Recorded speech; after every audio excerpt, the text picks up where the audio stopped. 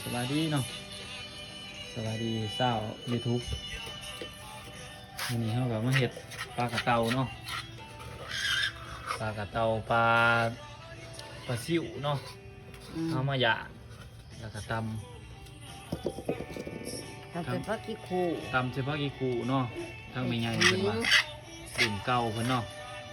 ตำใส่ขิงบายเข่าย่ามเกี่ยวเข่าเกี่ยวน้ำทั้งมือตำเฮาทั้งคนรอเนาะ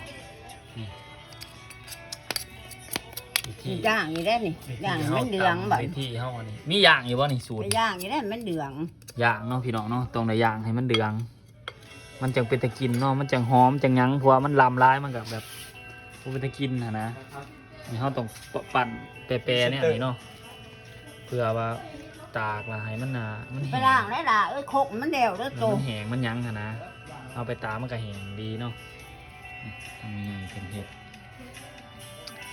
ที่ว่าปลานี่ปลาตอนบ่มีไงปลาตอนเนาะ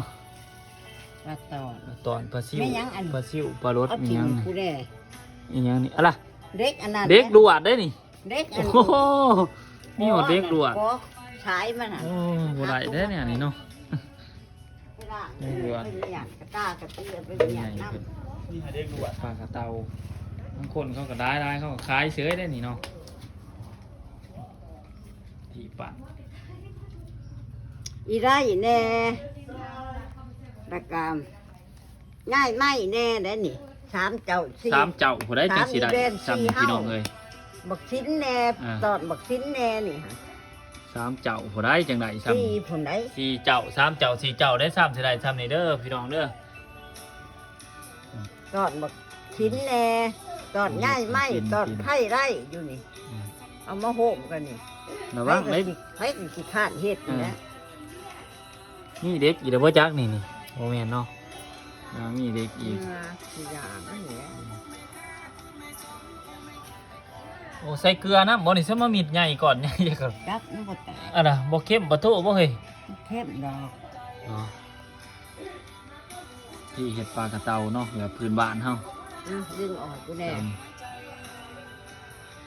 เสียนโอ้อันไหนเดี๋ยวนี่ขี้หญ้าขี้หยังนี่แหละมันลงตอนลงหยังเนาะเลือกบ่เบิด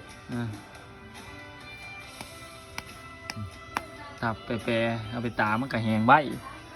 ร้ายเติบแล้วชิปปลายอันเสือได้หลายเฮือนหลายเฮือนปั่นกันเห็ดแล้วก็ดีตำกินดำหน้าเกี่ยวเขา